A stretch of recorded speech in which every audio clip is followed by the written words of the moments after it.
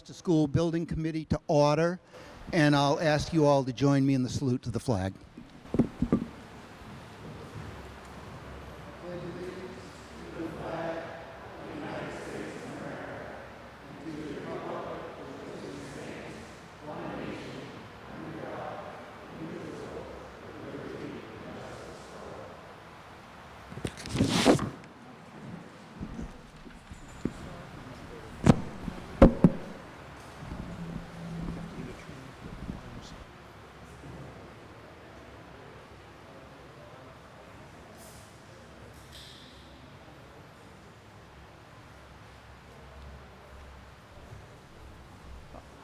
Okay, good evening. I'd like to welcome you all tonight. We're going to be going through this presentation. A lot of you have seen much of it before. We'll try to run through it pretty quickly, but the reality is this is the presentation that was presented to the School Building Committee last week when we voted to go from the 9 options down to the 2, and that's what we're here to explain.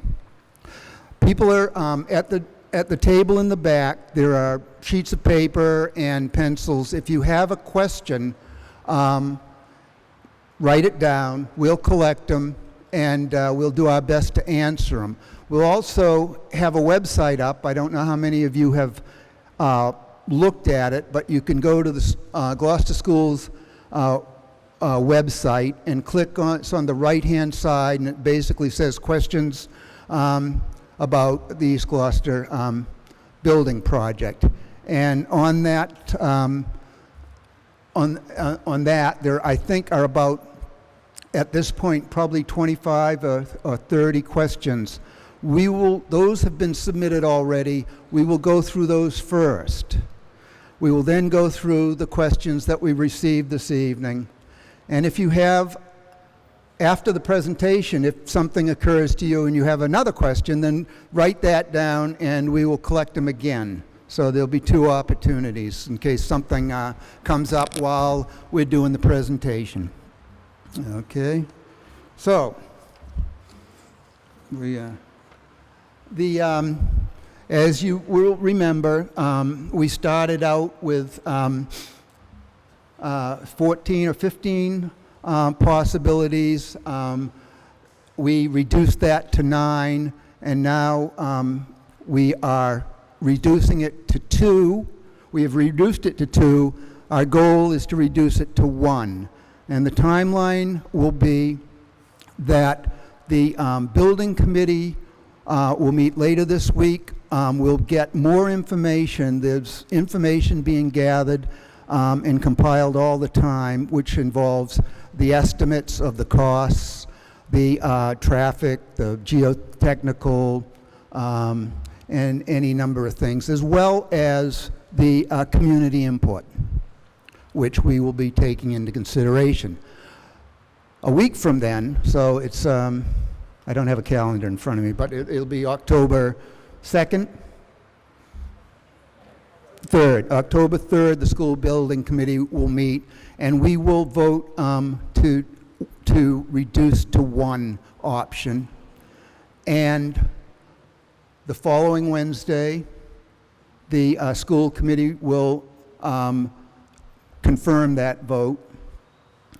And then the building committee will meet again and go over the submittal. But the submittal, for us to meet our timeline goal of trying to open a new school in September of 2023, we're trying to get the preferred schematic design into MSBA by October 23rd. Okay, so that's the timeline. There were many considerations that we took into account to reduce down to the 2. There was the location, whether there was swing space required, whether the site was the right size for a school that size, whether there would be permitting issues, that would be wetlands and issues like that. The site support for the consolidated school, and whether we needed to acquire additional land, and the capacity of the infrastructure. So, we have this tool that we use, and we've had it for a number of years now, but we were able to use it here. And what you see here is the East Gloucester School is the lower red dot, and the upper red dot is the veterans site. And if you draw a line between the two of them, all of those little blue dots are households that students who go to East Gloucester live. And if you draw a line in the middle, 60% of the students that go to East Gloucester School live closer to veterans than they do to East Gloucester School.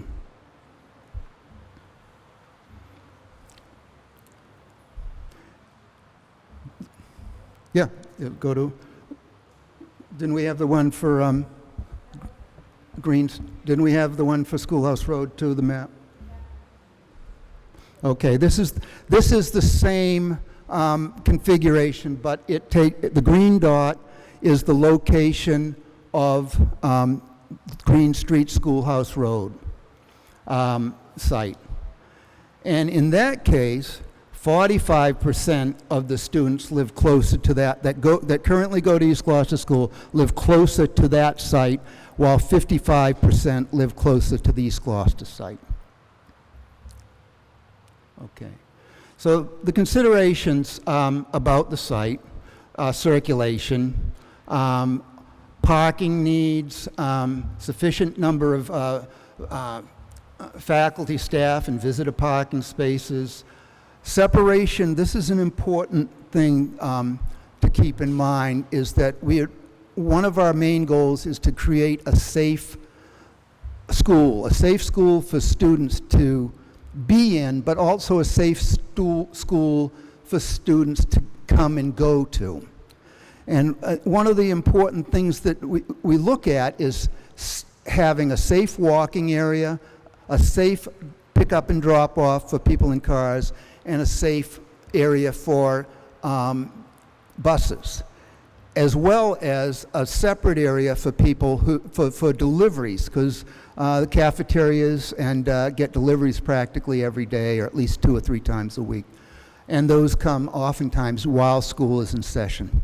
So if we can separate all of those access points, it makes for a safer environment for our students. We also tried to have outdoor play areas and not reduce the total number of fields in the district. We understand that playgrounds and ball fields are important, and that we don't want to have a net loss of any of those things.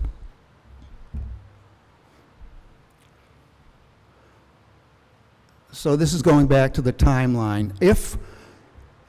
If we were to do just renovations on each of the schools, this gives you an idea of how long it would take to get that done. So we started West Parish in 2009, and it opened in 2016. If we use that same formula, if we submitted our statement of interest on East Gloucester in 2016. Our goal is to open in 2023, if that was a standalone school. We would then move on to Beaman. We would put that submission in 2023, and we would hope that we would open that school in 2030 or to 2033, and then we still have Veterans and Plum Cove. So it would be, if we went that route, it would be 2050 before we replaced the schools. And we would be trying to put Band-Aids on those buildings until then. Some of them are in a little bit better shape than the other ones, but East Gloucester and Vets are substantially have infrastructure problems, as well as they don't meet the learning goals that we need today for space and the educational access. So these are the 9 options. And the yellow ones are all at the East Gloucester site. And the top number, the 39 and 64 and 87, is how they rated to meet the educational purpose, the educational plan that the school has put forward, as well as required by MSBA. The bottom number is the cost, the estimated cost. I have to caution everybody about costs right now, because essentially we won't know the real cost until there's a set of plans and the bids go out and we know what we can really build the things for. These are estimates, but they are done by 2 separate independent professional estimating companies, and we have a certain level of confidence that these are close. But as I said again, we will not know until we get the bids in what it really costs. So also at the very top, there's a little bit of a description of what they are. So option 1A1 was capital improvements only. That was just to leave East Gloucester School exactly the way it is, but fix up, replace the heating and the asbestos abatement and the ADA. It did not include replacing the modulars. Option 2A would be a renovation. The outside structure would stay exactly the same, but we would tear down some walls and make it more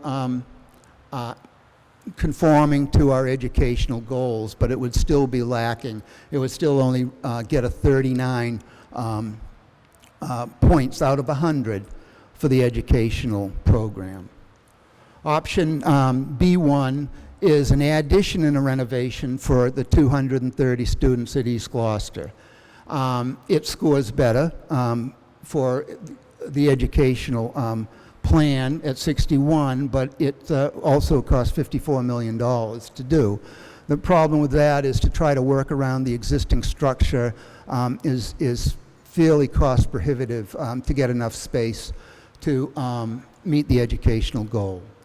Option C1 is an addition and renovation of the existing East Gloucester School for 440 students. And as you can see, that's the most expensive option. And it still only scores a 64 for our educational program. The next two, D1 and E2, are new schools. They would level the East Gloucester building and build a new building on the site.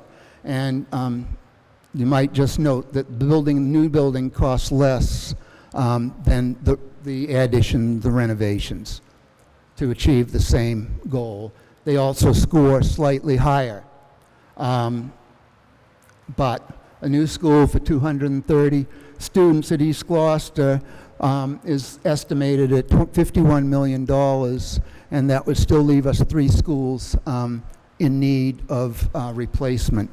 And there'd be a cost consideration for the community. The bottom line, our option F2 is the veterans site.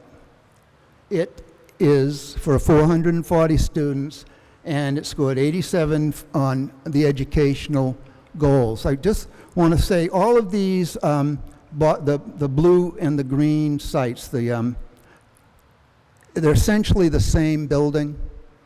It's just where they are and how they're situated.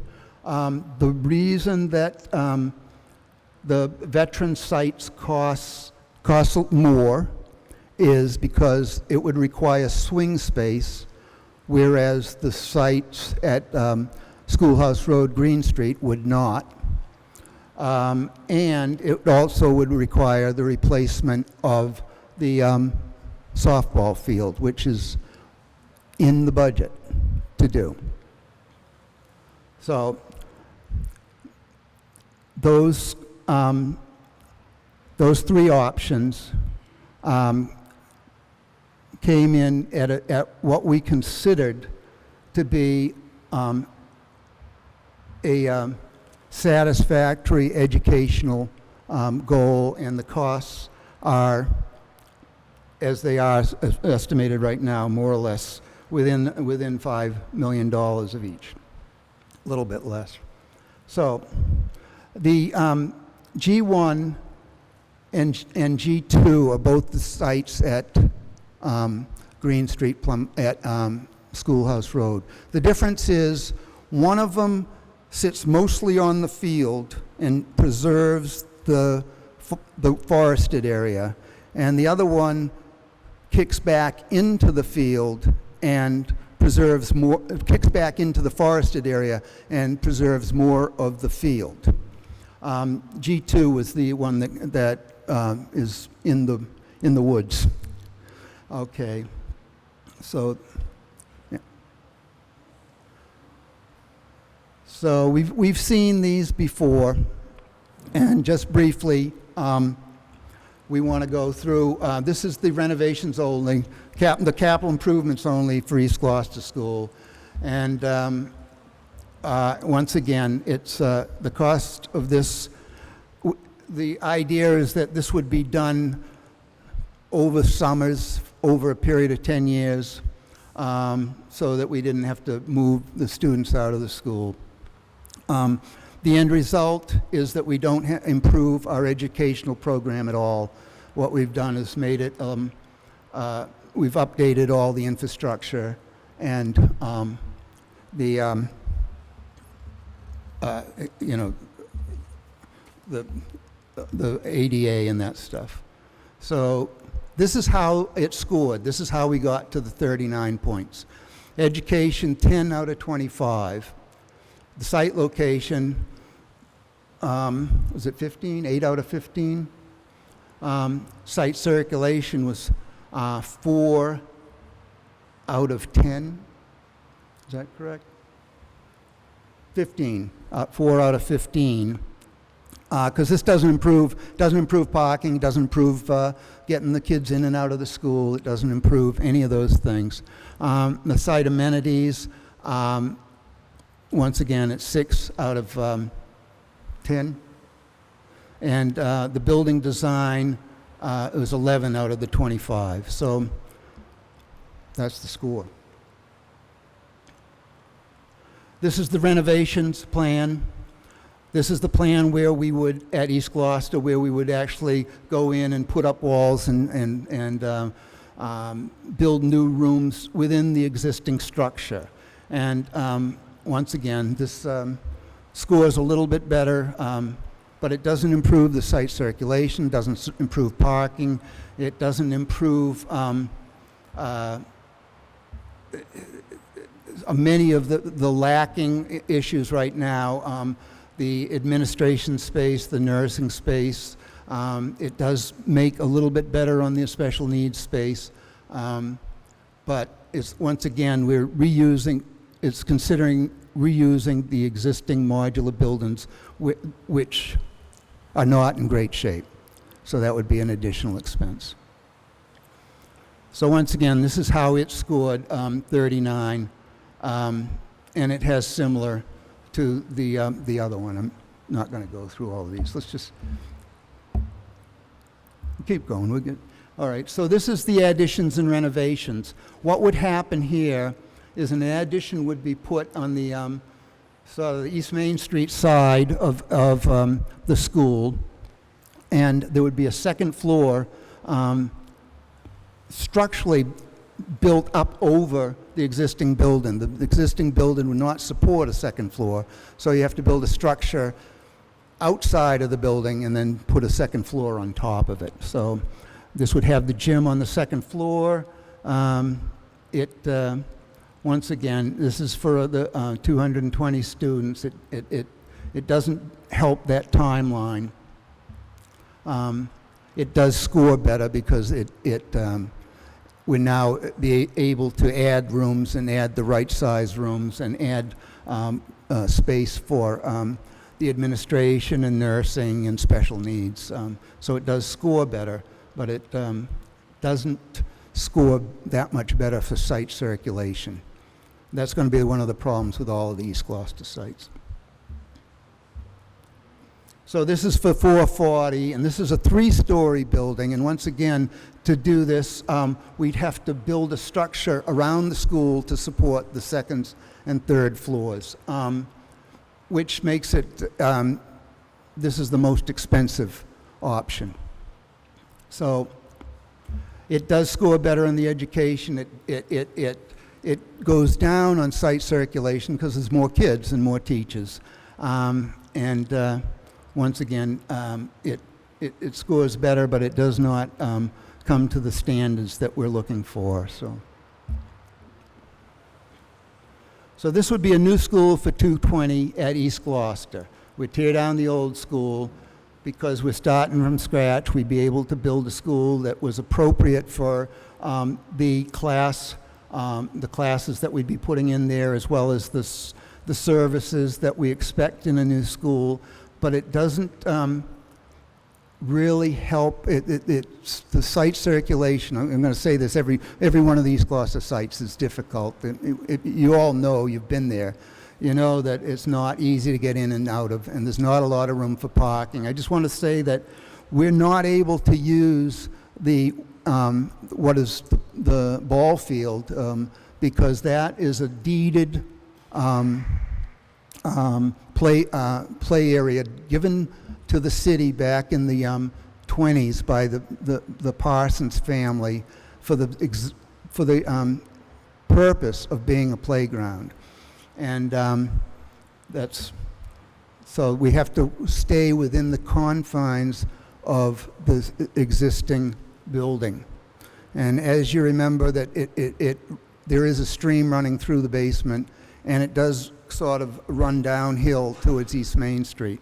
So there's a lot of issues about additional cost involved in site work. This is a new school for the 230. So this is how it's scored. So it gets exactly what it's supposed to do for education. It scores 25. It scores 25 for the building design. That's the maximum that it could get. But once again, site location is a 4, and the circulations and amenities are 7s. Amenities would be play fields and gardens, the backyard gardeners, and that sort of thing. So if we tore down East Gloucester School and built a new school for 440 students, it would be a 3-story school. It would be sort of reconfigured a little bit so that the public areas, the gym and the cafeteria and those areas would be on the left as opposed to on the right as they are now. This would require a substantial amount of site work to get a building this size onto that site, as well as possibly needing to get some easements, and it would not, it would increase the traffic considerably. We know that, 440 students. The parking would not be adequate, the site circulation would not be adequate. So once again, it's only scored a 4 on site circulation, but it did do better on the educational goals and the design. So, and this is the floor plan of the new school. Is this?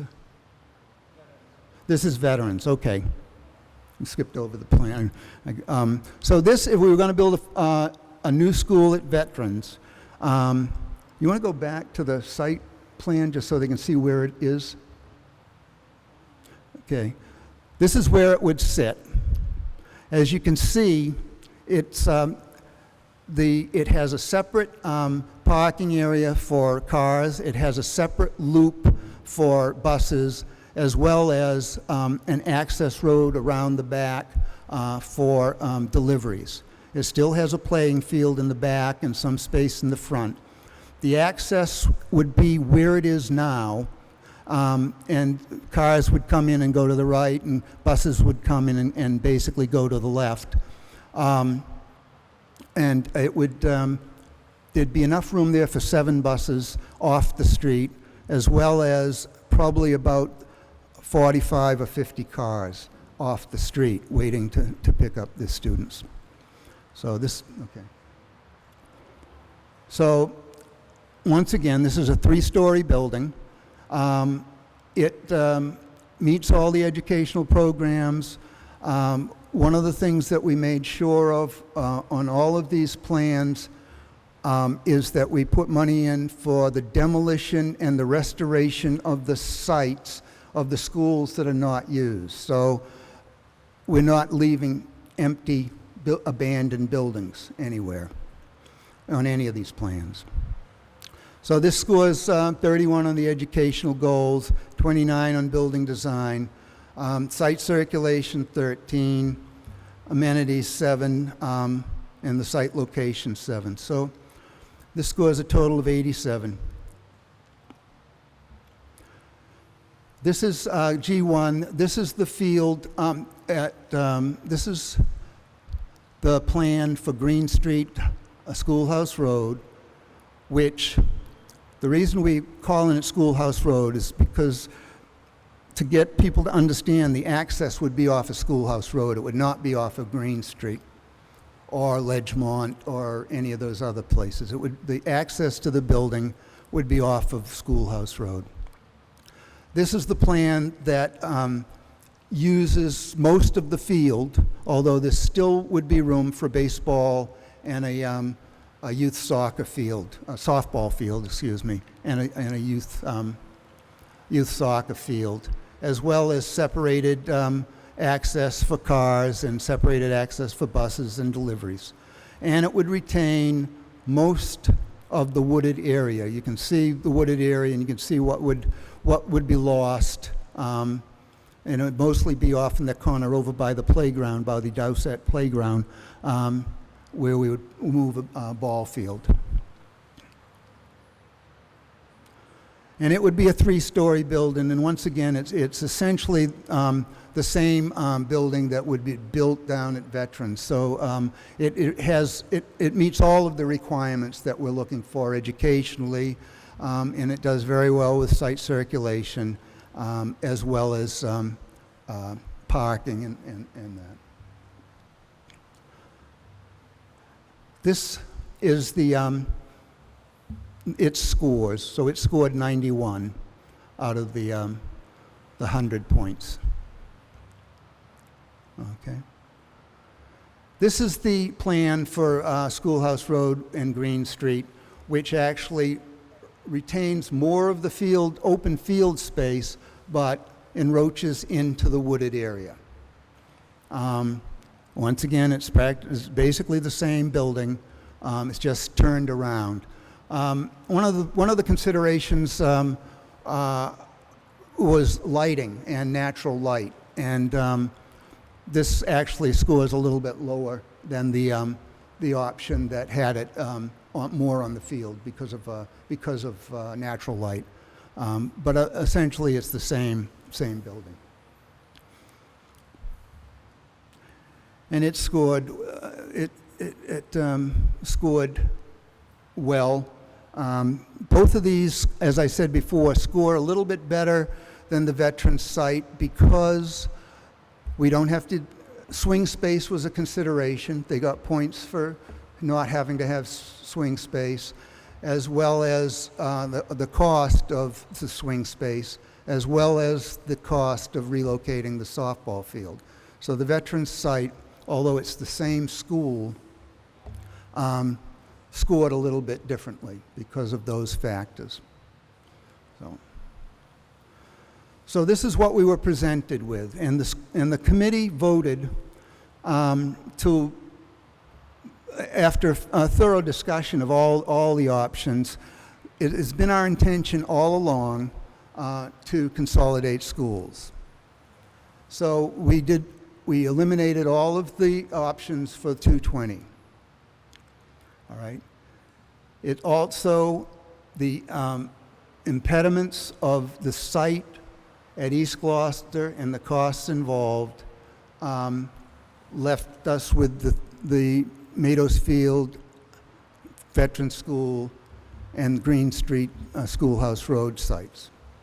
And of those, we decided to eliminate the one that encroaches into the woodlands. So we're left with option F2 and G1. And what we're currently doing now is traffic studies. We're doing geotechnical borings. We will be doing more refined designs on how we are able to fit these schools in there, as well as we're listening to all of you and the neighbors and the people in the neighborhoods to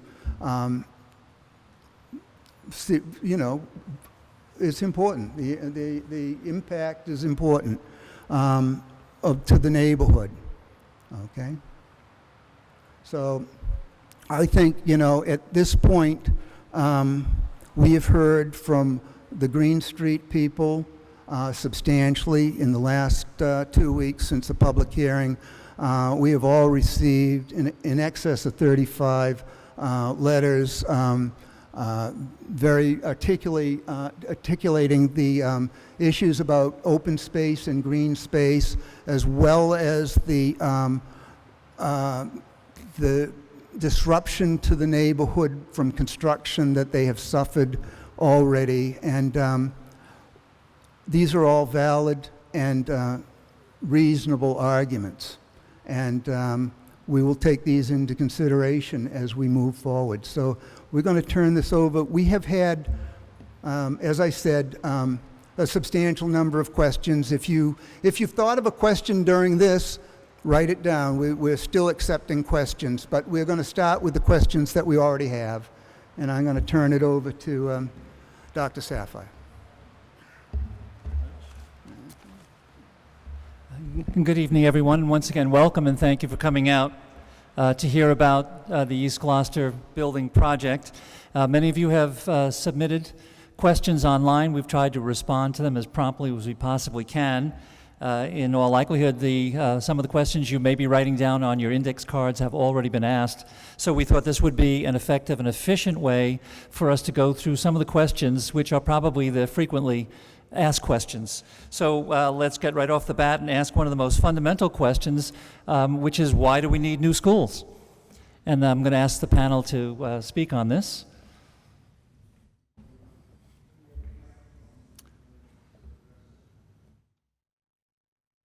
Not all at once. He handed it to me. Okay. Well, we need new schools because East Gloucester is over 70 years old. It is not serving the educational purpose of for the students. We are in dire need of space. The maintenance of the building is taxing on the city to keep up with all of the different things that fall from the ceiling or the heating or all different things that are happening. And frankly, the building wasn't made for the type of learning that we do today. Project-based learning, there's not a lot of space for those types of, that type of teaching. We also don't have space for interventions, small group learning. There's just not enough space for any part of what we're trying to do. We do not have an art room. Our music is on a stage. My teachers are continuously waiting in line to use the bathroom. They're walking several blocks to get to school. The building is almost every day getting in the way of some part of the education of the children. Great. Anyone else? Anybody else?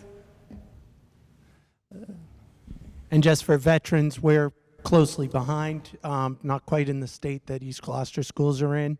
However, the modulars that we have are past their date. The heating system is outdated unable to be replaced, so that's being put together with Band-Aids. And like Ms. Pasquarello said, the learning spaces they're not up to what we're doing with children right now, too small. And for us to be able to help kids in the way a co-teaching school that we are functions, the building gets in the way of that. And to suffice it to say that since between 1948 and 1955, the city of Gloucester made an enormous commitment and built, I believe, 5 elementary schools within that time. A few years back, we built the West Parish, and the educational plan now calls for us to move in the direction of providing the same quality facilities for students across the district. Our next question segues into why should the schools be consolidated?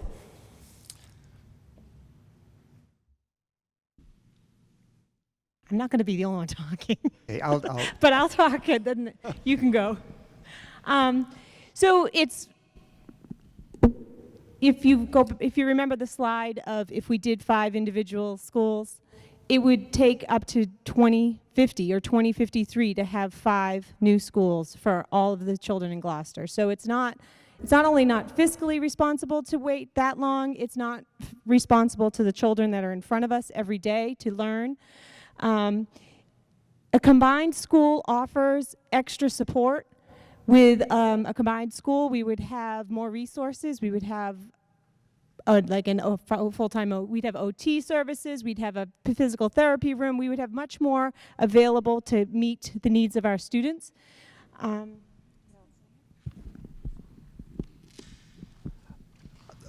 There's many reasons that the school committee has been moving forward in the idea to consolidate East Gloucester and Vets, and then to consolidate Beaman and West Parish. The ability to provide, as Amy said, the ability to provide the services that we're required to do now is far more efficiently managed in a school for 440 students than it is in 2 schools for 220 students. We currently have people, part-time people, working, teaching music or art or PE, and then as well as social workers and occupational therapists coming and going back and forth between the different buildings. So to consolidate that, there's the efficiency. The efficiency of the utilities is substantial, particularly when you figure that it's a 50-year lifespan for these buildings. And it costs a lot less to heat one larger building than it does to heat 2 smaller buildings. And that's on top of the initial cost. I mean, you saw the cost for East Gloucester, new school at East Gloucester was $51 million. For 230 students. What? For 230 students. For 230 students, whereas the cost for 440 student school was in the $65 to $69 million range.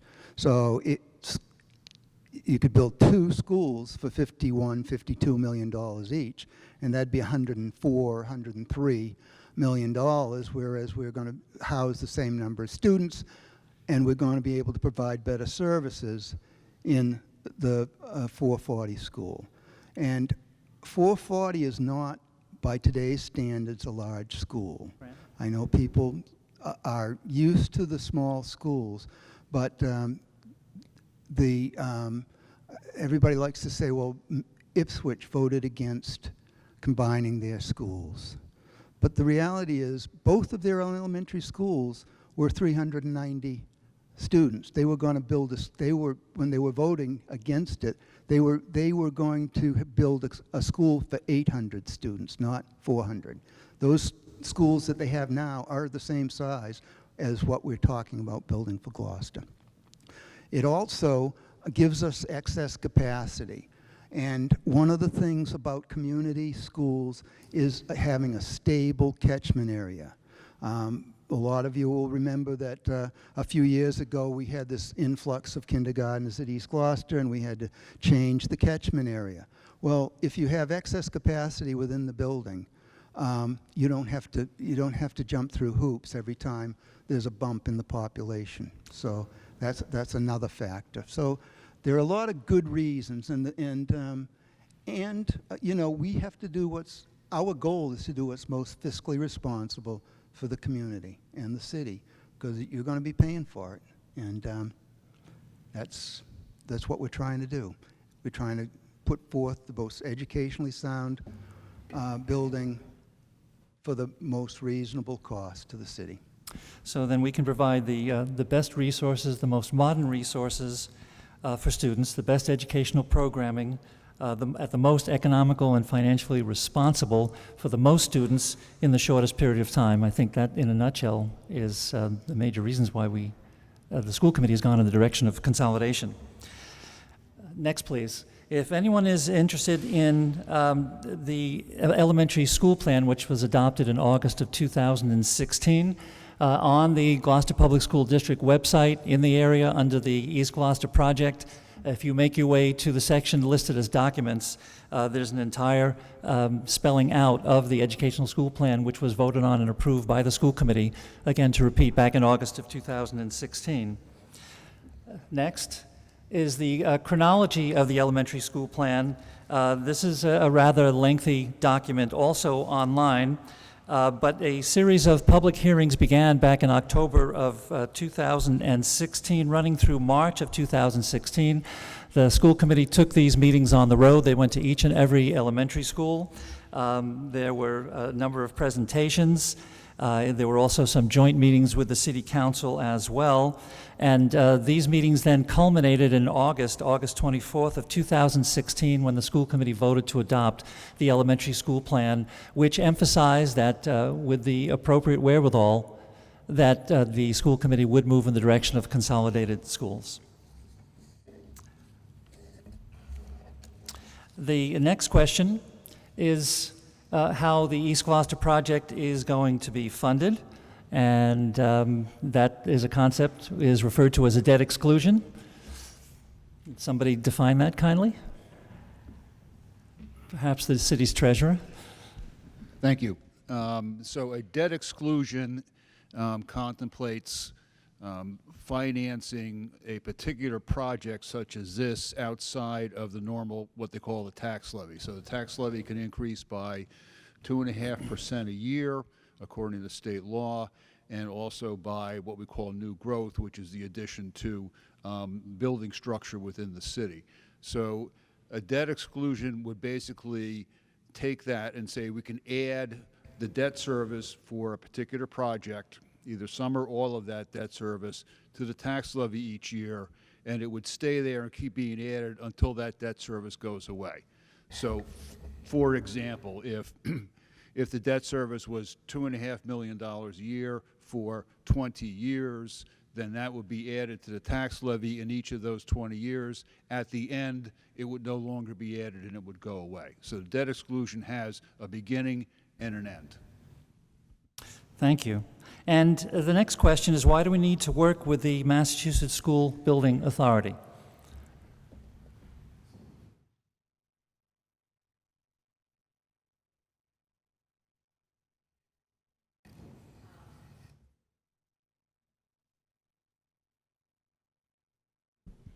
I'll start by answering that. We actually asked the MSBA for help with this. This is not something that the state pushes upon a community.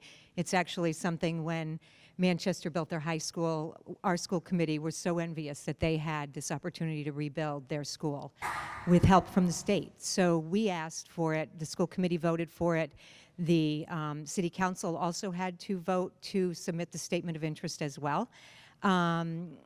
Further, we, part of the MSBA is contracts that have all the language that the MSBA wants in a contract to protect the project from any contractor that may have issues in terms of indemnity and all those things. So going alone on a school building project, the lawyer fees and everything else. So it's the most effective, efficient way of doing things. Plus, you have them as a resource through the project to give you advice on what's educationally sound, what's educationally going on in other districts. They provide so much information about other projects.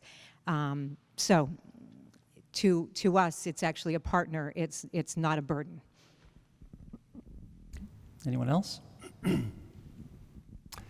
I'll chime in if I may. There are two fundamental reasons why working with the MSBA. The first has to do with project quality, and the second has to do with cost. If you compare the project that took place a couple of decades ago involving the renovation of the Gloucester High School, and you compare the quality of the work with respect to the West Gloucester project, hands down, the West Parish project was superior in every way. So project quality and their standards and their oversight is extremely important to make sure that the kind of construction, the kind of building that takes place is what the tax dollars are intended to go for. Second, there's the issue of cost. And the City of Gloucester has approximately a 59% reimbursement rate, but the key here is of eligible costs. Not everything in a project is eligible for the reimbursement. Everything that's put into the project is needed in order to meet the educational needs, but the reimbursement rate ultimately is not going to be the 59% because it's only 59% of that which is eligible. So, for example, if we take a look at the West Parish project, it was about a $38 million project. The total eligible costs that could be reimbursable were $24.3 million, and then about the 59% of that was the 14.5. So we got a 65,000 square foot building for the City of Gloucester for a cost of around $24.3 million. So again, to repeat, project quality, control, and cost. Very important to participate with the MSBA. Again, to mention that when East Gloucester Statement of Interest was accepted, there were 92 applications, 17 across the state were accepted. And obviously those 17 were the ones that the MSBA felt were in the most dire need for some form of renovation, construction, additions, or what have you. Okay. I would just like to add that eligible costs are, there are things that are not eligible. So swing space is not eligible. We don't get reimbursed for that. Acquisition of private property is not eligible. If you wanted to put an auditorium in an elementary school or a preschool attached to an elementary school, MSBA does not recognize those as being essential to an elementary school, so they're not eligible. Then there are other things that are capped, and they will only pay a certain percentage of them. So the site work, and this is relevant to the East Gloucester sites because the site work that would have to be done there is substantial.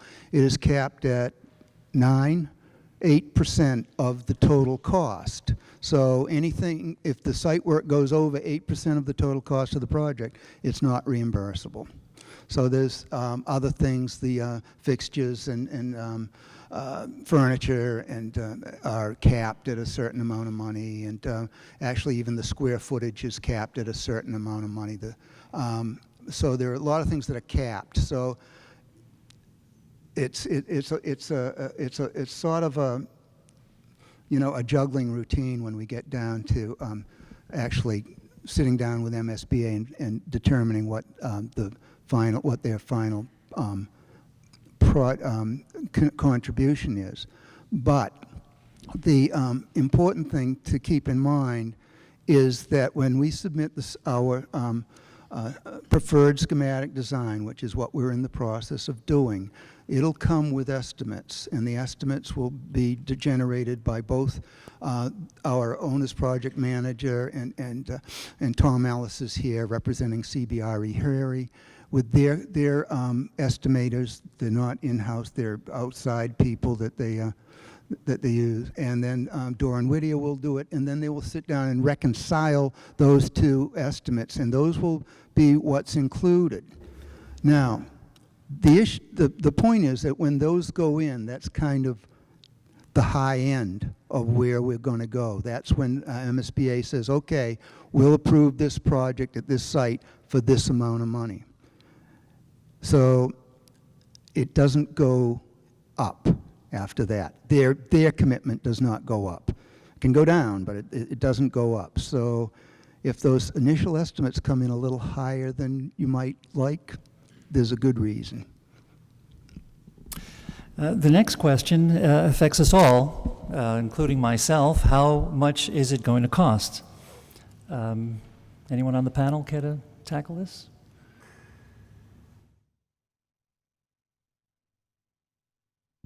Oh, is everybody looking down here?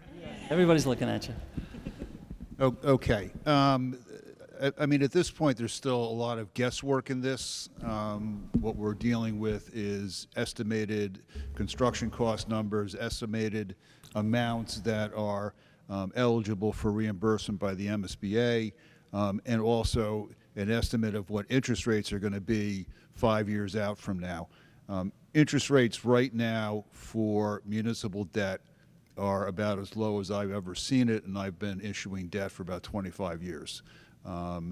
I don't expect that it's going to remain that way, but I also don't see it spiking. So if we were to make a couple of assumptions here, the assumption that the estimated cost to Gloucester for the project is going to be about $45 million after reimbursement and grants from the MSBA. It's going to be over 25 years, 3%, might be a bit more, might be a bit less. And essentially what that works out to be is about 38 cents per thousand of value on a home. And that's kind of how we look at these things. So what is the increase in taxes going to be on an estimated value of a home? So we're using $400,000 as about an average cost or an average value on a home. That translates to $152 a year, or $38 per month. Not per month. So that translates to about $152 per year, and it will come out again in the tax rate as a result of the debt exclusion if the debt exclusion vote passes. Great. Yes, that should say $38 per quarter. Sorry about that. Is the next question then, is the project taking into account future building of housing units? And Greg, you may be able to help on this if I can start off. We're currently in the feasibility period. Prior to that, we were invited into what's known as the eligibility period. And we filled out a document called the Preliminary Enrollment Questionnaire and Baseline Projection. And what they were asking for was information about enrollment, births, building permits, housing sales, and in the case of the building permits, the document had space up through the year 2018 as to what the city of Gloucester was anticipating in the way of construction.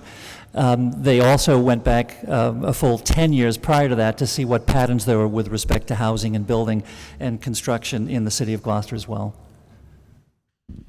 Well, that was a pretty good summary. I guess the other thing that we look at is the population in Gloucester hasn't really grown incredibly much in the last good while. You probably all know that household size has kind of gotten smaller over the years. So the average number of people living in a house is fewer than it was, obviously, 50 years ago.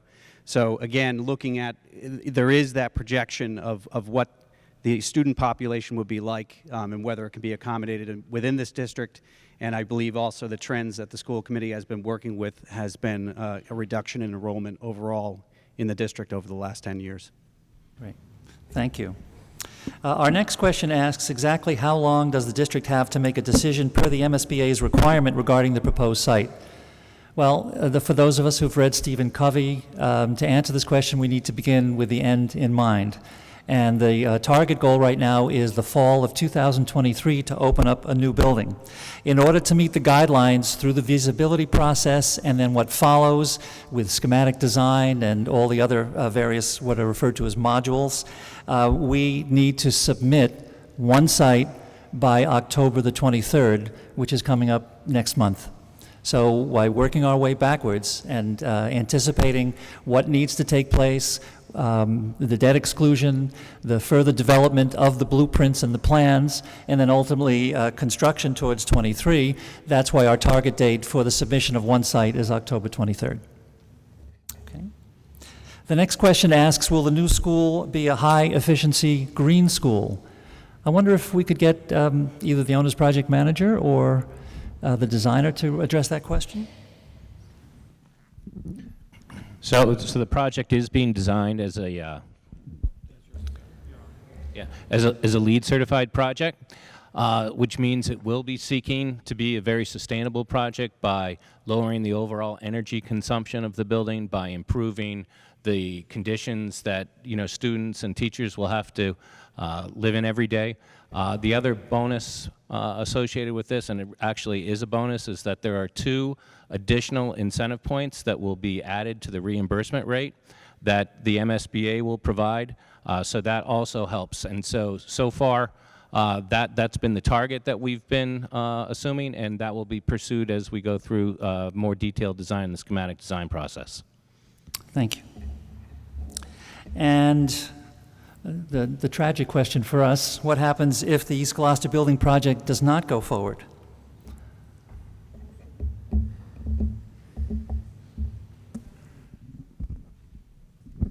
We keep putting Band-Aids on a building that's falling down, and we will be unable to meet the educational needs of the students. The modulars are years and years past their lifespan, and it would not be cost effective because we would be continually trying to upkeep outdated heating, lighting, electrical, everything. So it would just be more Band-Aids. Anyone else? Well, I just would add that these buildings are also incredibly inefficient. They were built back when oil was like 17 cents a gallon, and that's what they did. They would just burn oil. And although we've made some upgrades with like insulated windows and things like that, but they're not insulated well. And they don't have highly efficient air handling systems. So there's, on top of the expense of trying to maintain these buildings for the next foreseeable future at a great expense, it also, as these systems become totally obsolete, we already have problems throughout the school if they can't get parts for the things. The unit ventilators at East Gloucester School, they do wonderful work getting them running, but as far as getting to run efficiently in the way they should be is almost impossible. Also, if we don't move forward, the MSBA moves on. So that money doesn't come back. It's not like just get back in line and try again. We would have to resubmit and try all over again. And if we are not showing that we're committed to the project now, I don't think we would be a viable offer, because there are a lot of schools out there that need this support and are asking for this support, and to turn it down would be a shame. When they did come to look at the school when we were being vetted to be one of the 17, I remember the woman from the state said, I came to see the river. She wanted to see the river in the basement, and I said, I can show it to you. It would be a shame to pass this on. We would just remain where we are, and the MSBA would move on to other cities and towns that would use this money for their education, educating their students, and we would remain in a 1948 building. Right. So we're talking about a new high-efficiency green school whose overhead costs over time will be to save the city money versus a Band-Aid approach that at today's costs would be a minimum of $18 million per school over 10 years or so. Good money after bad comes to mind. What outside recreational areas will be provided at the 2 preferred sites, both Veterans and Schoolhouse Road / Green Street?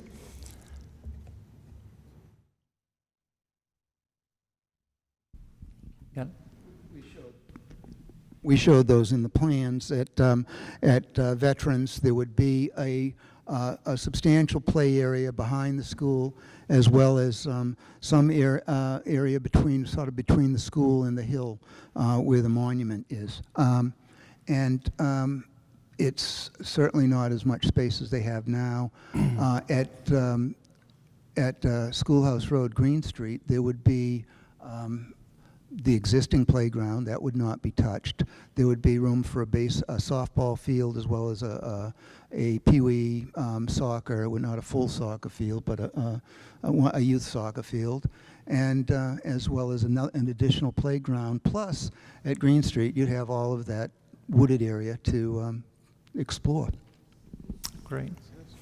Can the next question is, can the district provide the community with a... Oh, sorry. I just wanted to make one other point. The Green Street Schoolhouse Road site, that will provide additional parking for people to actually use that space. Right now, where does everyone park? They park on the street. They park in an abandoned parking lot, dirt lot across the street. Kids are walking across. That's not safe. It's a very small parking lot, very small. Okay. Okay to move on? Can the district provide the community with a breakdown of the MSBA eligible costs for the final selected options? Covered that, didn't I? Yeah? Yeah. Well, we did. Brad? Brad, you want to? So the answer is not right now. And the reason for that answer is that until the project is actually designed, we don't have a number on, what site costs would actually be and where that cost would be. So right now, when we talk about cost estimates, the major purpose that we have for the cost estimates right now is to be comparative between the options. Once we actually go and have an option that's selected and we go through the schematic design of that schematic design will then be cost estimated, as I think Dr. Sapphire said before. So we'll have two cost estimates that will reconcile that, and then that point in time, then there'll be a meeting with the MSBA to go and sit down for them to be able to have a dialogue and start to define what is reimbursable and what is not reimbursable based on the actual eligible costs. There was another question that was also asked about, and maybe it's a follow-up, I might be ahead of it, is does any variance with the space program, affect reimbursement or eligible costs? And right now, the only areas or spaces that are outside of the MSBA guidelines are those associated with special education spaces and those associated with core classroom spaces. And both those, once an option is selected, again, there'll be a dialogue that will be established with MSBA to go through and understand how much of that they will actually accept. Our experience has been that for the most part, the MSBA is pretty good about looking to districts, trying to understand what their specific special needs are, and working with them. And that's actually done through DESE, the Department of Elementary and Secondary Education.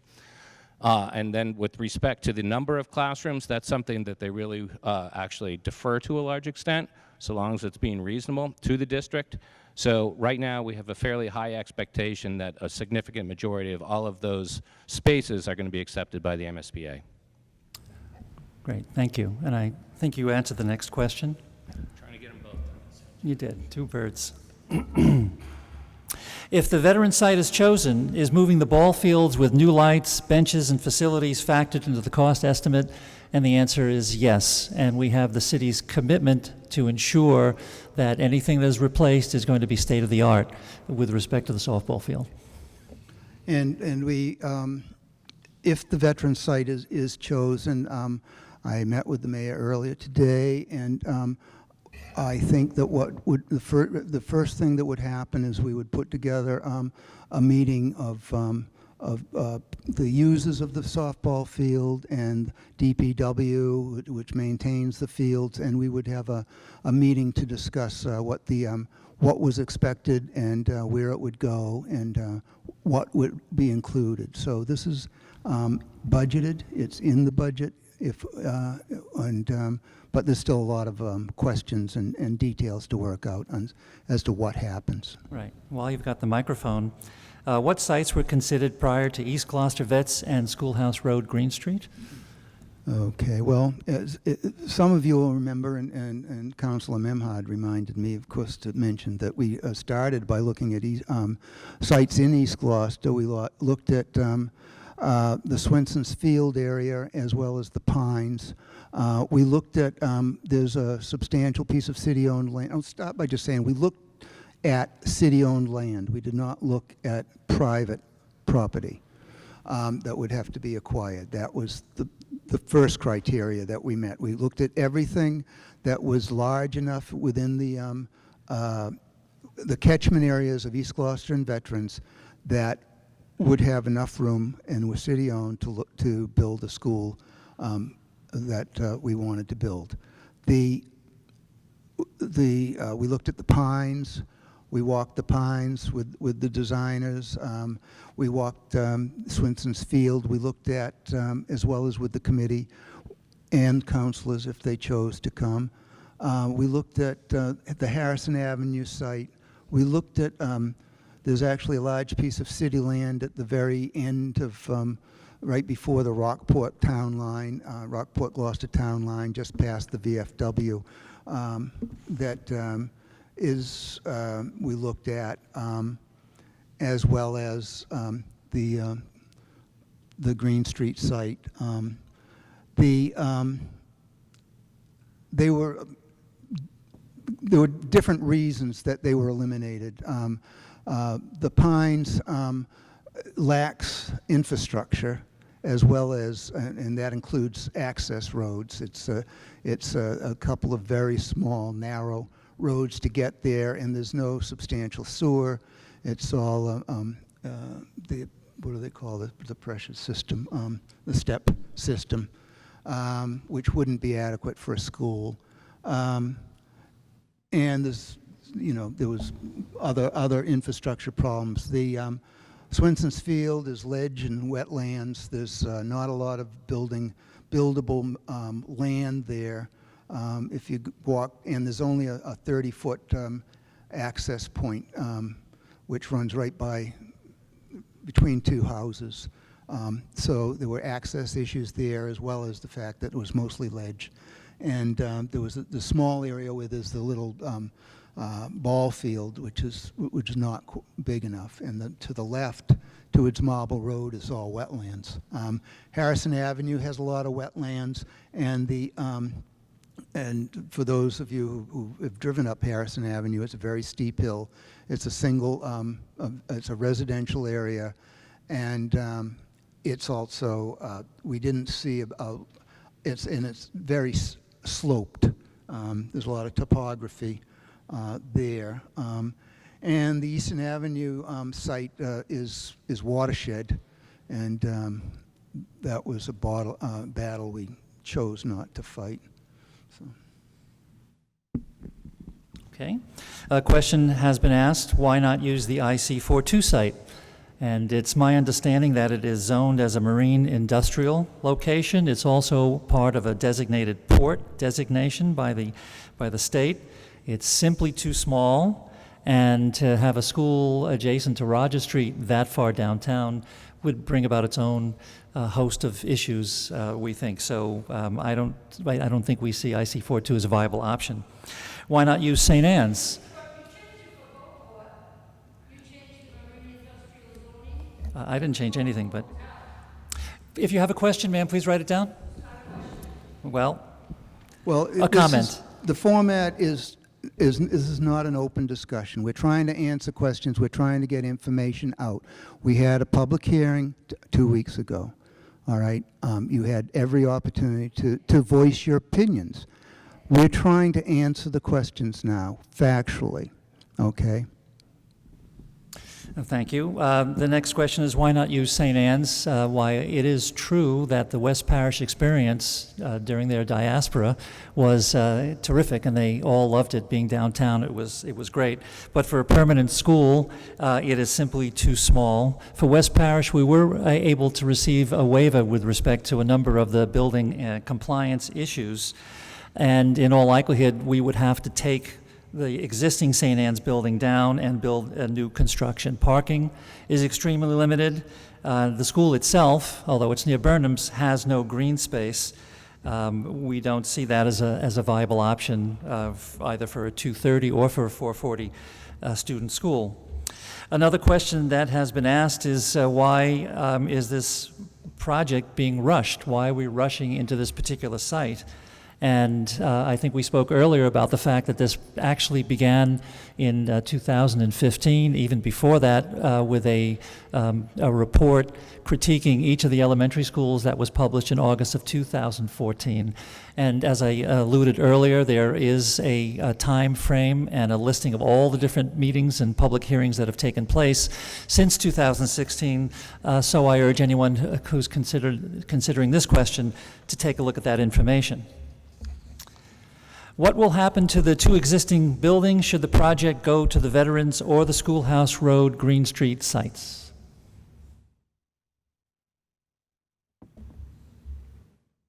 Well, as we said, the demolition and the restoration of the sites is built into the budgets.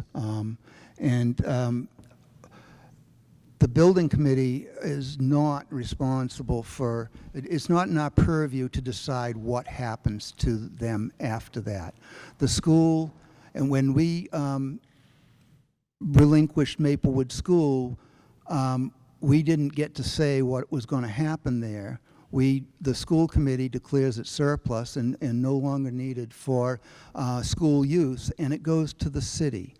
The city council and the administration would then be their responsibility to decide what was going to happen. And one would think that they would do that in conjunction with public input, but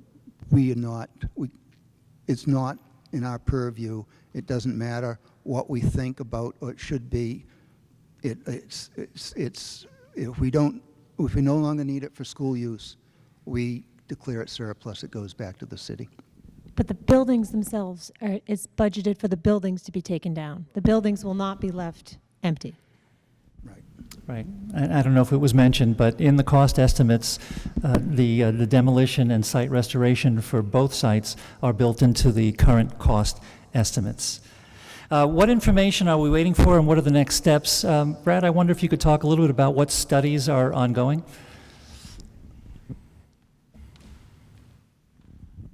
So I think, as was alluded to before, what we're out there doing right now is starting a geotechnical investigation, so we can understand at these sites what the subsurface situation is. In a lot of instances we know it's rock. In some instances it might be soft clay. But what that really does is it helps influence our design moving forward in terms of primarily associated with foundation design. So we're doing that, starting to do that investigation, survey work, understanding what the additional existing conditions are out there. There's a traffic studies that are being conducted right now so that we can understand, what the existing situation is, and then that will help influence what the design will be both for on-site and potentially off-site. Situations. So, for example, there may be an additional turning lane that might be put into place somewhere if that was what was warranted when the traffic engineers look at it. So, those are ongoing, and those will all be factored into our cost estimates as we move forward. Thank you. Which does lead to the next question of where do the cost estimates come from? That already has been addressed. But very briefly, both the owner's project manager and the designer have professional outside estimators, firms that are in the business of doing cost estimation for construction projects. They very shortly will be coming up with their own total cost estimates, and then the two are brought together and brought into alignment, and that becomes the estimate going forward. The next question is, why hasn't the building committee given greater priority to carefully considering the option of expanding the East Gloucester Davis Street extension by acquiring 116 East Main Street where the Espressos sits and several acres of available vacant land over at Pilot Hill? Anyone care to take this on?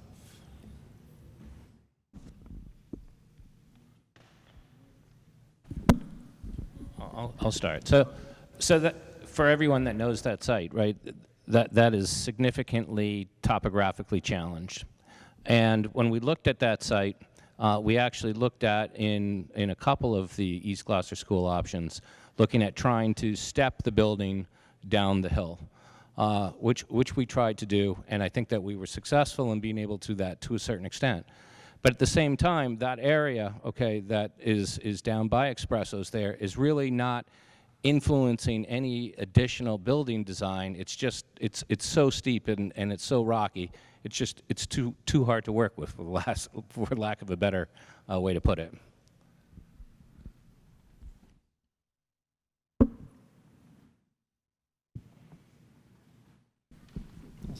Okay. The next question asks, there has been strong support stated for rebuilding 2 neighborhood elementary schools, both Veterans and East Gloucester, not consolidating as one.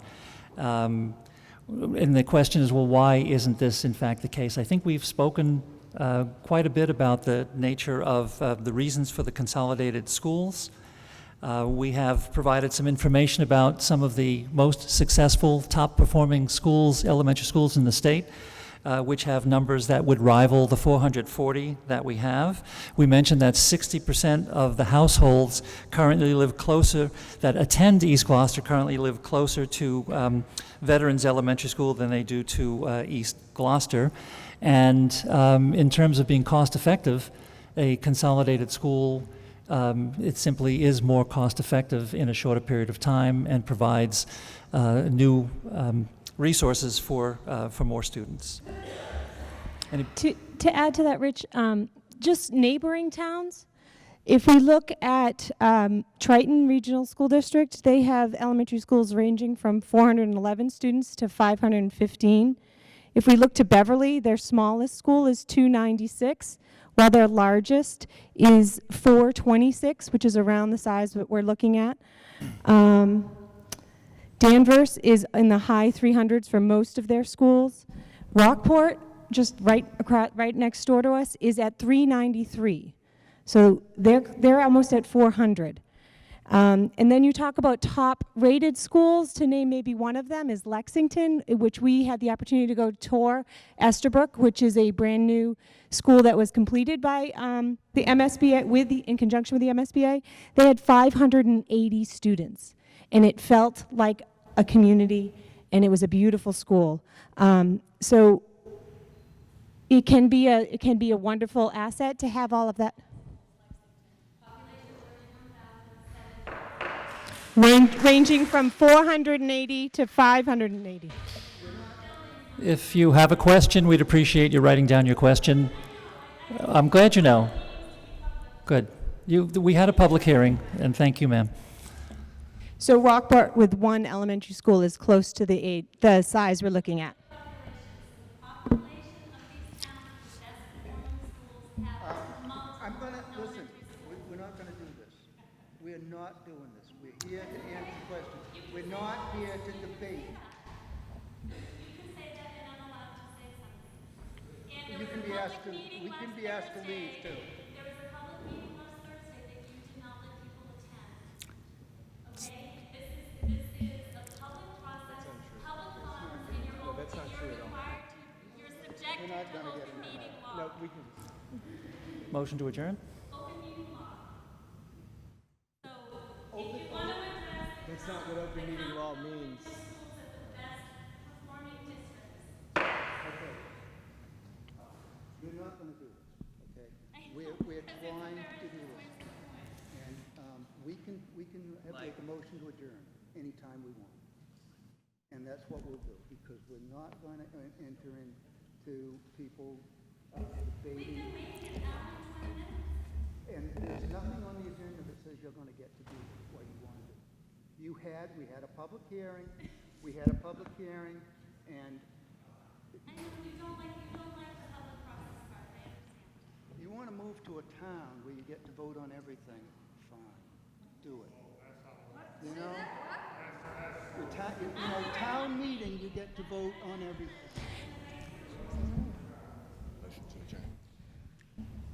We're going to continue. I would just like to add, with respect to a school for 440 students, there are many ways of creating intimacy within a building. There are schools within schools. If you picture the O'Malley Innovation Middle School, there are different houses where particular teachers, regular education teachers, specialists, and all the rest work with particular groups of people. So conceptually, as far as Gloucester is concerned, although Fuller had over 500 students at its peak, We're not necessarily used to the larger schools, but there are ways, and we'll be looking at that educational programming to ensure that students have as intimate and personal and a sense of belonging type of experience as we possibly can. There was a question about what are the appendices referenced in the feasibility study. We do have a link for that. Again, if you go onto the Gloucester Public School District website, go to the document section, the entire feasibility study, it's a binder about this thick, not online of course, but it is long, and the appendices are there as well. The next question is a traffic question. How will the Rotary Extension and Schoolhouse Road handle the traffic with the school, the new apartments, the YMCA, and all the new stores? Are there any comments that we can make with respect to the traffic review which is currently underway? Other than to say that we are acutely aware, and at the outset of this meeting, Mr. Pope mentioned that safety is priority number one. So there are very experienced people and consultants working with the designers and the owner's project manager to ensure that we will maximize the safest, most efficient way of entering and leaving these particular buildings and taking traffic into account. Rich, there's a question too from the audience that can be handled at the same time. They asked if the YMCA and the apartments will be taken into account, and will the traffic study include Portuguese Hill and Green Street that will be impacted by parents avoiding traffic lights, rotaries, in the shopping center? So that'll be analyzed along. So that will be considered as part of the traffic study that's ongoing right now.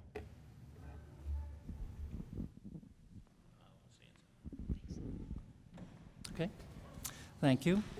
Another question asks, why do the school criteria not include equally important evaluation around community neighborhood impact, stated city priorities, preserving green space and such? The narrow criteria list was sufficient to determine what the building should have been, but not guide where best to put the school. Anyone care to take that question on?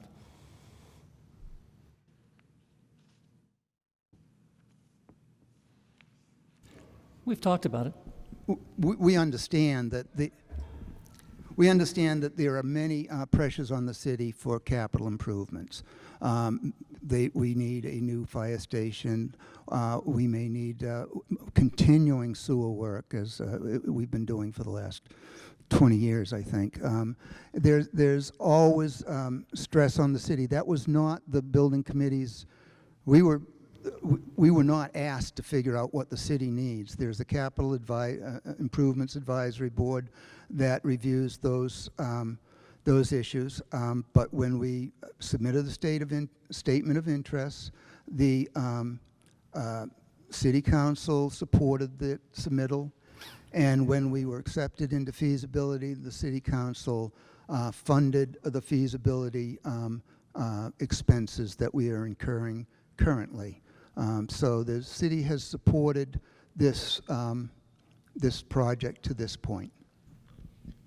If this question is asking why the educational value was weighted more in our 100-point scale than the green space, we looked at the educational impact first and then the safety of the children, and then we did obviously look at the green space or the neighborhood impact, but it was at a lower weight because it's a school and we put the education and the safety first, if that's the angle of that question. Mm-hmm.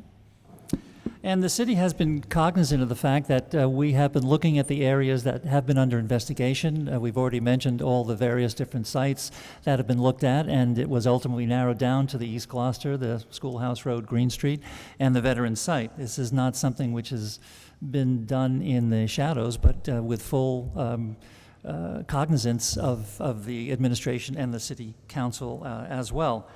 But again, the school building committee's responsibility is to present to the city the most effective and financially responsible response to resolve outdated and deteriorating elementary school buildings. And the city, as was just mentioned, has given its approval through its funding mechanisms, which in and of itself, I think, represents that they understand that it's a priority. Next question is, why has there been, to date, no planning, discussion, incorporation into either plan? Oh, never mind, we didn't do that question, forgive me. In the cost estimate, Why did we not use the actual rate of reimbursement as we've seen with West Parish and the rest? I think we've already addressed that question. We will be looking at the eligible costs, but it's only until the blueprints, the schematic designs, and the details become that much closer to reality can the distinction be made as to what is in fact going to be the eligible costs. But we can expect somewhere in the neighborhood of, on the total cost, around 38 to 42%. That's a ballpark figure of actual reimbursement. Why did the City Council not lay out the guiding principles that would inform the site and building school decision? Anyone? All right. Well, first I want to talk about the school building committee. And it has been constructed and it has followed the laws and the regulations under 963 CMR 2.0. The East Gloucester School Buildings Committee was appointed by the City of Gloucester. It's designed and it's intended to work with the MSBA to determine the most cost-effective and educationally appropriate solution for the Gloucester schools, and we are in the process of trying to do that. The City's Council's official role in this process is to make informed decisions as to the funding of the feasibility study and to approve the process for voting on an upcoming future debt exclusion. What will happen to the East Gloucester and veteran sites? So we've already answered those questions. Demolition of the two buildings and site restoration, again, to repeat, are built into the cost estimates. The evaluation process, which you saw as part of the PowerPoint presentation that was shown at the beginning, have certain weights and measures, educational programming, site allocations, amenities, and all the rest. So the question is, how were the weights determined? And the answer is that we have used standard industry practice. Our owner's project manager, our designer, they've been through these processes many, many times, and establishing the evaluation criteria and placing the weight on those criteria, beginning with the educational programming and meeting the needs of students, is a long-standing industry standard practice. What restrictions, I believe this is the last question that we have, what restrictions, if any, apply to the use of the Meadows Field for a school, and what would happen to the softball field? So, legal restrictions? We spent a lot of time getting information about the titles to all of these properties, and what we found out, as we've mentioned earlier, is that the Maxwell Parsons playground at East Gloucester School was given to the city for the express purpose of being a playground, and that is registered in the deed. The property that was formerly owned by Cape Pond Ice, which the city purchased in the 1920s, came with no restrictions. Okay, it was decided that it would be used as a playground, and it was designated as a playground. In the 50s and in the late 30s, it was dedicated a playground to Joseph Madows. It wasn't dedicated when it was first acquired. In the 50s, when we were building a veteran school, they divided. They went through the process of removing part of that playground and turning it over to the schools. That was a process that is done on a regular basis, and it was given, it was voted by the City Council in 1955, I believe, and that property was handed over to the schools, and they built Veteran School. The same situation exists today. It is a playground. It is designated as a playground, but playgrounds do not have any intrinsic deeded preventions from being repurposed for another use. Okay, and because it's a playground, the city council, it would take a city council vote, but that's what would be required, a city council vote to turn that property over to the schools for the purpose of building a school. As I said before, the city has committed, and we've included it in the estimates, to build a new women's softball field at a site to be determined with all the amenities that the current Matos Field has. We can't, you know, and as I said, I would think that what would happen if the veteran site is chosen, that right away there would be a committee put together to determine what the best way to achieve that goal was. Okay. We have a couple of questions that have come in. This just in. Two of these actually go together. Oh, excuse me. I'll follow you.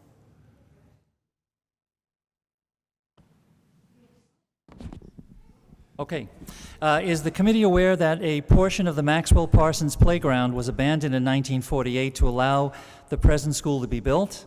And after the consultant realized that a portion of the East Gloucester school site was a dedicated public playground, park actually, was there any follow-up investigation as to the procedures to have this designation removed? Okay. The Maxwell Parsons Playground was enroached when they built East Gloucester Elementary School in 1948. They did that by building the gymnasium on the playground and declaring that part of the playground. I wasn't there. I don't know how they presented that to the community, but that's what happened. Since then, it's been enroached with parking spaces as well as the modular units. It doesn't mean it's legal, but you know, they're there. But what we do know is that it was given to the city and it was deeded that it was for the purpose of giving a playground, and there is a restriction in the deed that that's what the use of it is. So we're not going to try to make that worse, you know, by taking it. That was a determination that we made. And frankly, and Brad might mention this, it still doesn't make that site, it makes it marginally better, but it doesn't make it great. All set? Okay. We have a couple of traffic questions. What percentage of the 440 students do you feel will be dropped off and picked up on a daily basis versus taking the bus?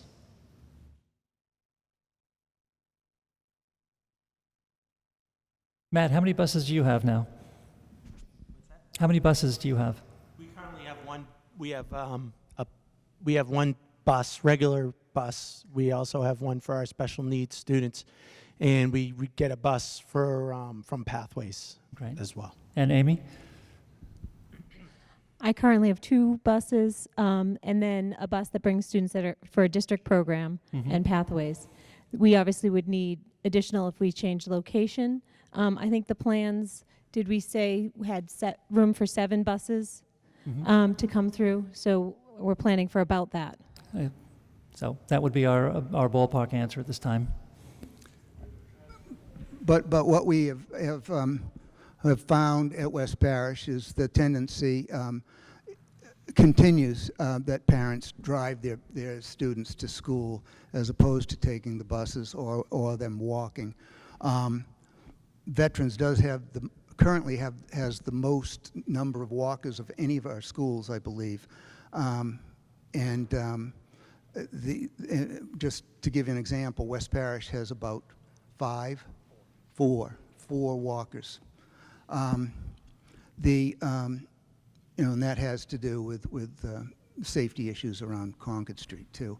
But as we saw earlier, 60% of the kids currently going to East Gloucester School live closer to veterans than they do East Gloucester. So we expect that there will be a substantial number of parents driving their kids to school, particularly in bad weather, in the winter. It seems to be what you can count on these days. But there is substantial area for pickup. Drop-off's not a problem because they don't all come at the same time. Pickup is always the problem because everybody kind of lines up and waits for school to get out.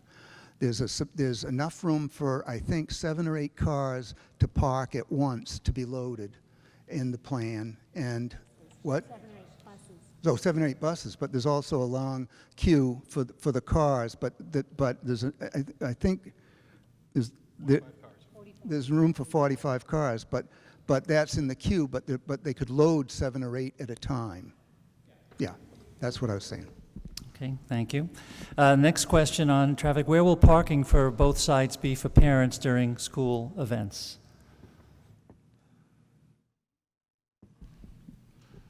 There's no good answer to this. School events, where do people park during school events?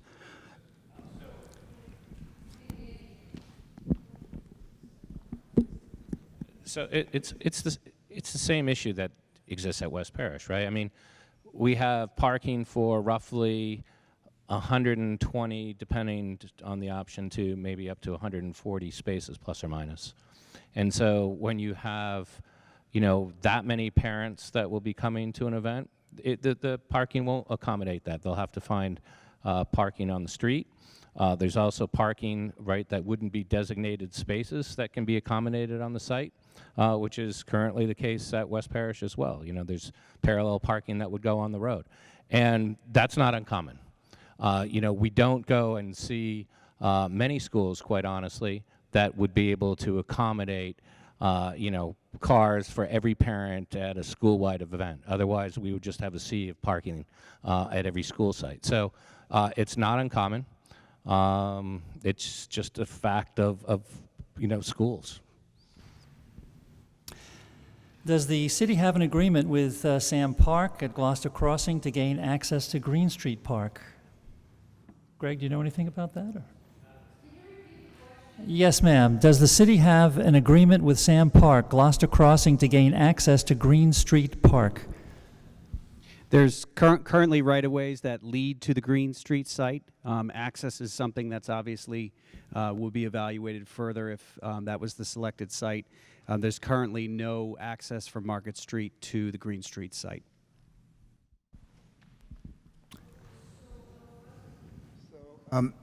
But the conversation has been opened, as far as I know. It hasn't been resolved, but the city's aware of this. We are aware that the buffer along the extension of Schoolhouse Road, I guess we'll call it Schoolhouse Road Extension, is actually part owned by Gloucester Crossing, and that continues up the side of that hill, some number of feet. So that would have to be dealt with. We don't have any indications that that's not possible.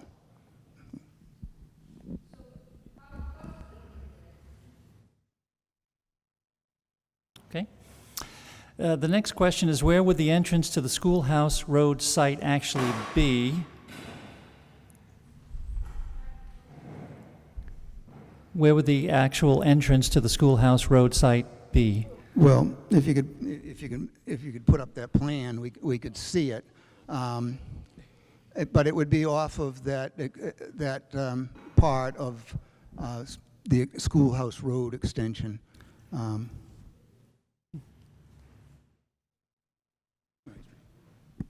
Yeah, there's no plans of coming in off of Green Street or Ledgemont or any of those, or Dodge Street or any of those places. It would be off of Schoolhouse Road. Okay. Exact site to be determined, apparently. Can you give some examples, this might be Tom or Brad, can you give some examples of communities that have recently built similar size schools?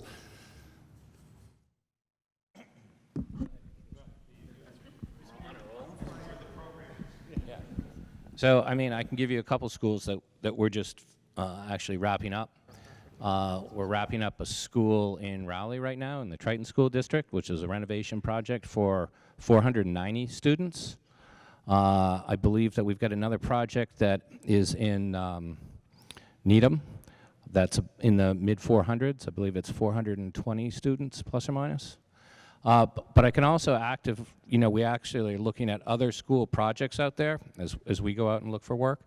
And there are a number of elementary schools that are currently out there being requested to go into the feasibility and schematic design process, ranging from as low as the 400 number up to where they're looking at multiple enrollment projections of 500 to 1,000 students.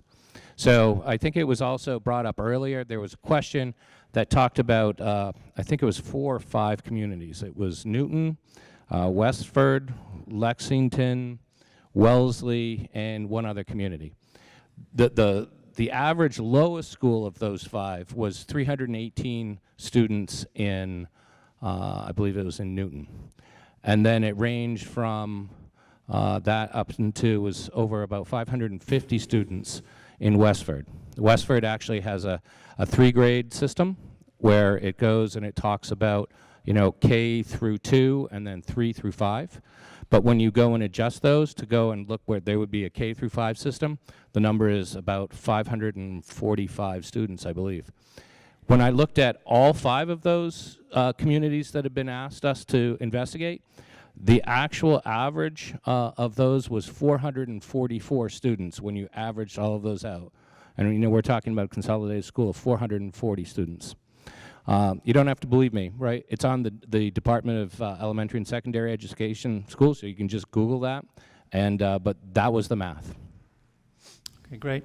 Just a time check. We're about 15 minutes away from 2 hours. At 9 o'clock, I'm going to ask whether or not folks want to continue or not. If we're not able to get to all the questions, we will get to them online as quickly as we possibly can. The next question, if we accept MSBA for renovation of an existing building, does this require complete ADA compliance? Yes. No question about it. How big of a play area will vets have in terms of approximate square footage?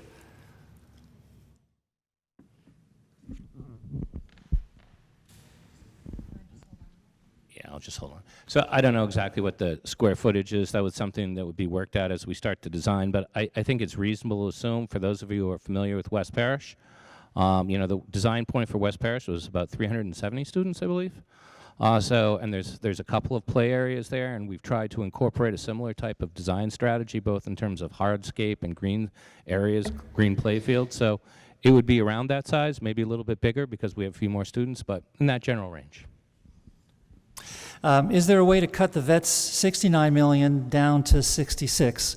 Again, these are cost estimates at this time. The 69, which may be a very conservative figure, meaning they may have estimated a little bit more than they will need, but takes into account the need for a swing space, and it also takes into account the need to replace and improve upon the existing softball field.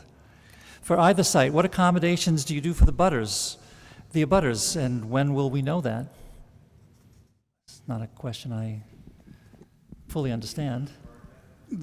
What accommodations? Will we be doing for the abutters to either site?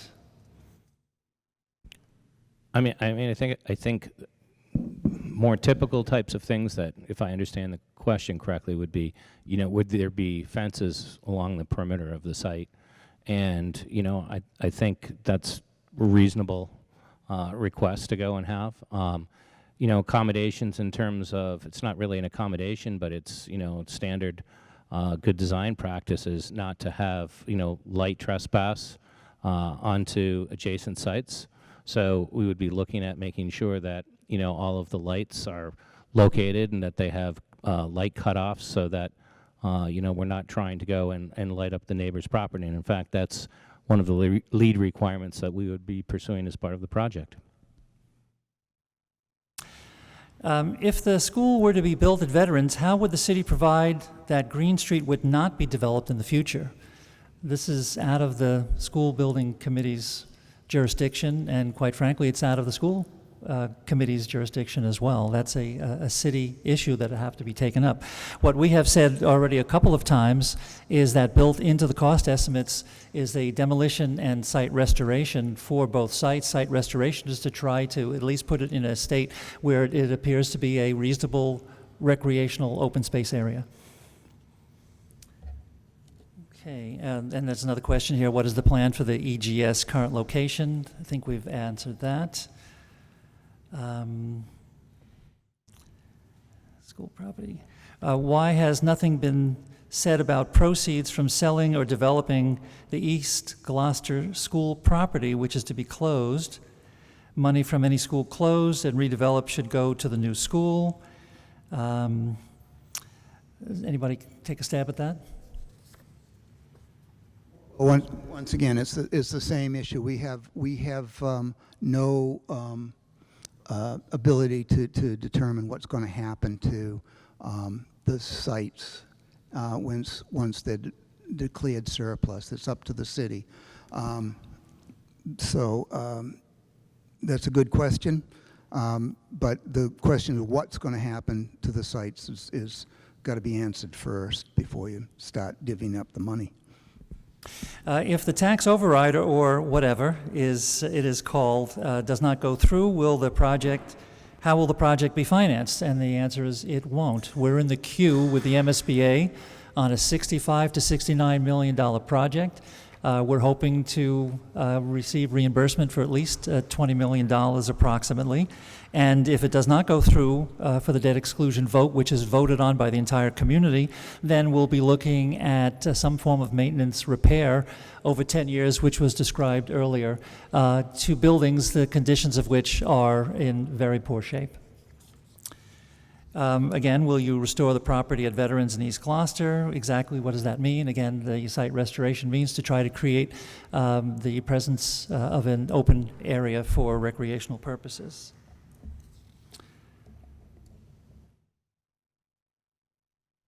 A frustrating question. How does the community know you will take care of these new schools when you let the existing buildings, I presume, deteriorate?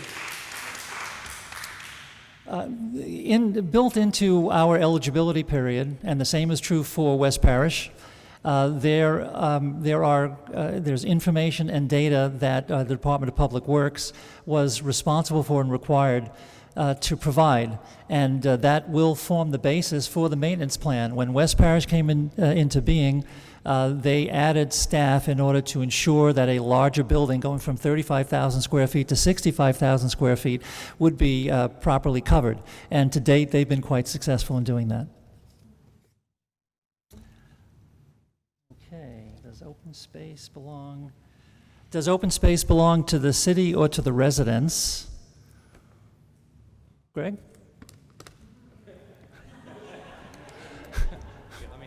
I want someone to ask him another question. It belongs to the city, Yeah. but it's managed for the residents how you determine. There's a lot of different bodies that make decisions about how it's used, including the city council. They formulate regulations in places where you can use open space and other places you can't. In particular areas that might be water supply or other things that we want to protect, again, for the benefit of the residents. I'll just take a little opportunity to plug. We're going to be in the process of working with the Open Space Committee to update the open space plan. I can clearly tell a lot of people care about the open spaces in their neighborhoods, and you can clearly tell that over time decisions are made that sometimes change those uses. So continue to stay engaged and involved. This isn't an easy decision for anyone to make. You have a school building committee and a school committee that has had one purpose here, which is to work on the educational side of things. And there are a host of volunteers in this community that care about open space. And so we have conflicting priorities here. And at the end of the day, people are going to be happy with one of these decisions, and there are going to be people that aren't happy with these decisions. But, I mean, to say that this isn't a public process, I work with the planning board, I work with the open space committee, I work with the city council. I can keep going. That's how I spend my evenings. I don't work as closely with the school committee, but I think they've outlined the long process that they've been involved in trying to figure out this very challenging problem. You need a new school. You can't just magically have one overnight. There's always the opportunity to have to look to where can we start so that we can have a transition. So I don't know what the original question was. It's late. I'm tired. But A great closing the city statement. owns the property. They are the owner of title. It's managed through multiple bodies and primarily through citizen engagement. You help make those decisions about it, and I can't stress enough. I know that there's people that are actually on the Open Space Committee that are very concerned about some of the sites, and it's challenging. It's very difficult. But you also have seen 50 years ago, similar decisions have been made, and they're made in every community because your needs change, and that's what you have to deal with to try to provide the multiple sets of priorities that we all have for the community. Given the time, I would suggest that that's an excellent closing statement. How do we feel about that?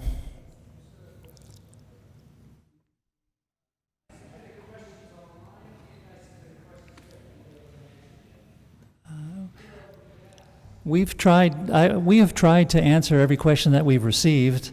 If it's been overlooked and you'd be kind enough to send me an email, I'll make sure we get a response to that. Okay. I mean, yeah. Well, then let's keep going. Did you submit a question? Okay. As you said, we're here now. So would you be kind enough to state your question?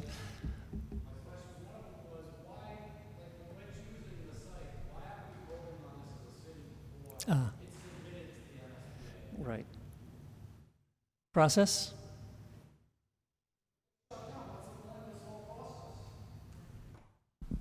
So just so I'm clear, you're asking why there was not a vote about where the school should be, or whether we should build a school, or what exactly? Just the site. All right. Yes. You're going to be submitting on October 23rd this location to the MSBA. Why wouldn't we as citizens of Gloucester vote on this prior to you submitting it? Because if you submit it and then we vote later and we decide no, what was the point of this whole process that you just went through? We've gone through this for years now. So what is the purpose of it? That's my question. Well, the purpose of it is and everybody here is a volunteer, and everybody has been appointed and taken, been sworn in, and we're trying to do the best we can with the criteria that we're presented with. There'll be an opportunity, as you understand, but this is the process. The process is to come up with a plan. You can't vote unless you have something to vote for or against. In other words, if you just said, where should the school be, and let people fill in blanks, I mean, I don't know where you'd end up. I don't understand, there's a process that we've been following. The process seems to make sense, that we evaluate all of these properties, and we have an open criteria as to how we evaluate the properties. We grade them, and we put forward the best, what we determine to be the best option. And MSBA looks it over and they review it. And if we get in this submittal on the 23rd, they're not going to make a decision until January. And when once they move us into schematic design, we then have 120 days to secure the financing. And that will require a vote. Okay, I don't know what we would have accomplished by, or how the vote would have been, gone, how we would have managed to vote on where the school should be. There'll be the opportunity to determine whether you're going to fund the school. There'll be the opportunity, the city council is going to have to vote to whether it's Schoolhouse Road or the veteran site, they're going to have to vote to consolidate the land and turn it over to the school department. So I think the distinction is the work of the school building committee is to make a recommendation of where the best site or best school design is to meet the educational needs of the students. And we are a very diverse group of educators and citizens and engineers and all of that. And we bring our expertise and we work, we have a lot of meetings and we do a lot of research and talk about this. And our job is to make a recommendation of one proposal. And that involves a site. So the vote that would be coming up is not on which site. The vote is, do you support the debt exclusion to make that site possible? So I think there's a distinction is the vote isn't on what site do you want. The vote is on, do you support the decision of the school building committee that has worked for tireless hours narrowing it down. And we're not done, but we will come to a recommendation of one, and then in an orderly fashion, we will present that to the city, and the citizens will have an opportunity to vote on the debt exclusion. It's not a vote on which site you prefer. It's a vote on, do you financially support the recommendation of the school building committee? Did that answer your question? There's not a vote on October 23rd. We have to submit. We are voting as a building committee on a one. We are voting. It's public for you to watch, but it just like we voted from 14 down to 9. We went on through each of those sites. Do you want it to move on? Yay or nay? And we voted on that. It is a building committee vote. The vote from the city is for a debt exclusion. It's not to pick a site. Are we taking questions like that?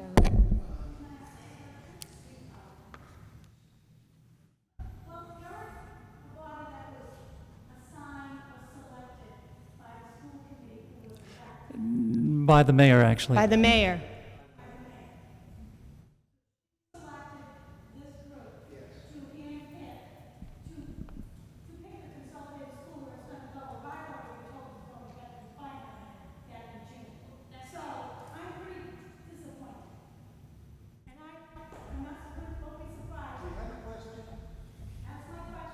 See.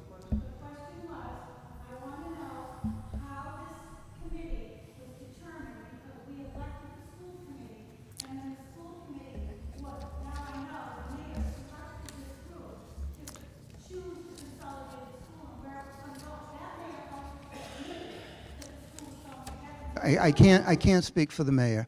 I don't think anybody can. The school committee did vote and went through a long process. We went through a long process of having public hearings at every one of the elementary schools and an additional one at the high school, talking about the plan and the condition of the elementary schools and what was the plan